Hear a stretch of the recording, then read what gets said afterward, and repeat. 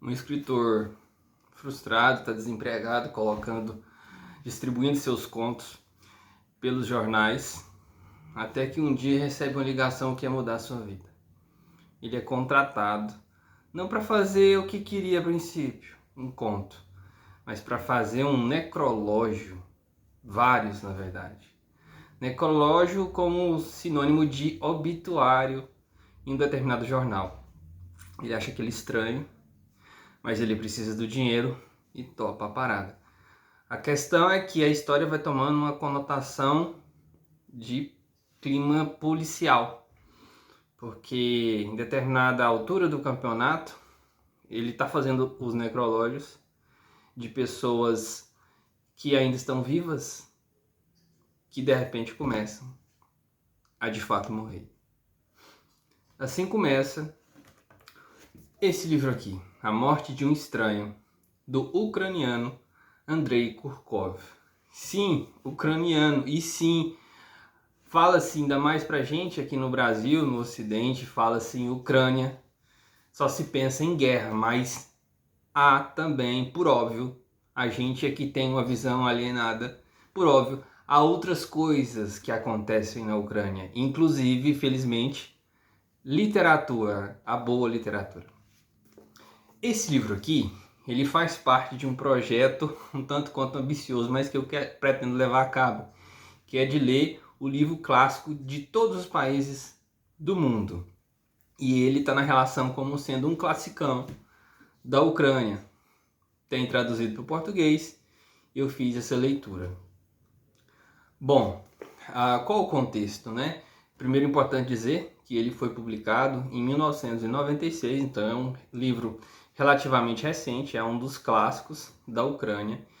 O Andrei Kurkov é um escritor consagrado por toda a Europa, já publicou mais de 20 diferentes livros, e esse é um de seus principais. Aqui no Brasil, pela editora Girafa, ele foi traduzido como A Morte de um Estranho, mas ele possui outras traduções em outros locais, inclusive ele é traduzido como O Pinguim e a Morte e o Pinguim, e logo a gente vai entender o porquê disso. Esse é o livro da Ucrânia, esse é o 42º livro clássico de outro país que eu estou lendo, e vale muito a pena porque a gente sai daquele nosso lugar comum, daquele estilo com o qual a gente já está acostumado. E por falar em estilo, esse livro tem um estilo um tanto quanto peculiar. São muitos capítulos, ele não é tão grande, ele não chega a 300 páginas, mas ele tem capítulos muito curtos. Eles são, ao total, 76 capítulos, o que facilita, inclusive, para você que não tem um tempo de sentar e ficar horas lendo, né? Você meio que não quebra o ritmo. Então tem, além disso, outras peculiaridades. A história por si só. O nosso protagonista aqui é o Viktor Alexievich. Ele, como eu disse, é um escritor, já tem quase 40 anos, muito solitário, e é uma peculiaridade. É o contexto de Kiev, capital da Ucrânia, no contexto de de queda da União das Repúblicas Socialistas Soviéticas, também 1996. É um contexto de crise, um contexto de Estado paralelo, um contexto de o poder público como um todo está meio caótico, há muitas acusações, há um Estado paralelo. E tanto é que o país estava em colapso naquela época, que o zoológico estava doando, isso mesmo, estava doando alguns de seus animais, entre os quais estavam os pinguins. O Victor, nosso protagonista, ele pega para criar no seu apartamento um pinguim que vai se tornar um dos personagens principais do romance, que é o Misha. E é por isso, inclusive, que em algumas traduções o título é A Morte e o Pinguim, ou O Pinguim e a Morte. O Misha é um pinguim de estimação do Victor, que é esse cara solitário que arruma esse serviço diferente, peculiar. E a história começa a desenvolver nesse contexto.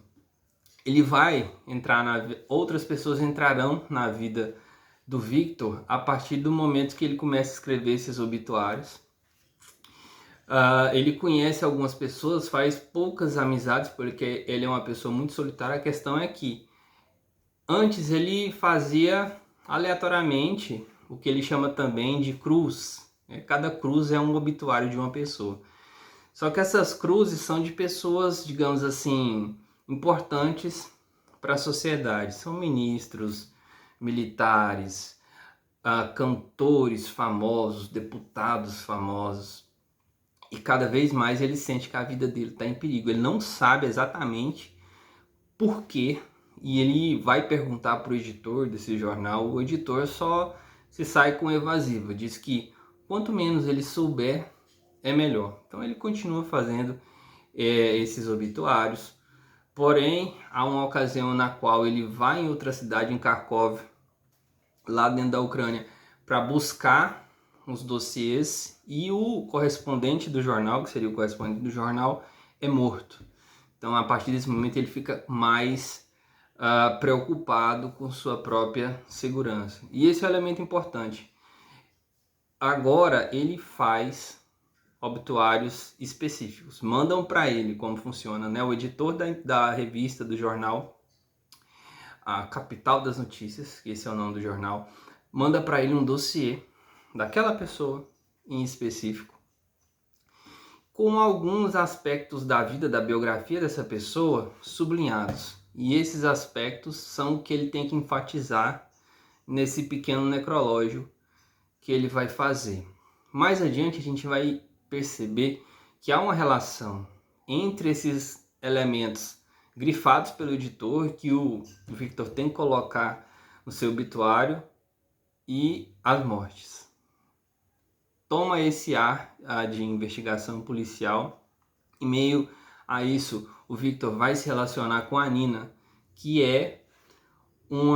ela foi contratada como babá de uma criança, que uma dessas pessoas que contratou o Victor, paralelo ao jornal, pessoa de fora do jornal, contratou ele para fazer alguns obituários, algumas cruzes, deixou com ele inesperadamente. Então há essa relação pessoal e íntima da vida particular do Victor, que vai revirando, que vai tendo muitos plot twists, muitas reviravoltas. Entra nessa vida dele, além do Misha, que já está lá desde o início, entram a Sônia, que é a criança que ele passa a cuidar, e a Nina, que é a cuidadora dessa criança, com a qual o Victor vai se envolver também. E cada vez vai tomando uma proporção mais estranha, a ponto de pessoas requererem a presença do Misha, do pinguim, em alguns velórios. Então, há essa falência do Estado, há a ação de um poder paralelo ali, mortes acontecendo, um pinguim no meio, que inclusive ele é muito solitário e depressivo, porque ele estava no zoológico, mas ali num apartamento ele estava muito depressivo. Esse pinguim vai ficar doente, o Victor vai se envolver para tentar salvar a vida desse pinguim. E as mortes continuam acontecendo, até um dado momento que essas mortes, na verdade, os trabalhos, os dossiês não chegam mais para o Victor. Ele vai investigar e a gente tem um desfecho para o romance. Há alguns elementos culturais, por óbvio também, com os quais a gente tem contato. Esse é um dos baratos de ler algo de fora do nosso país, do nosso continente. Por exemplo, a questão do Natal, né? O livro começa no finalzinho de 1995 e termina em 1996. Então,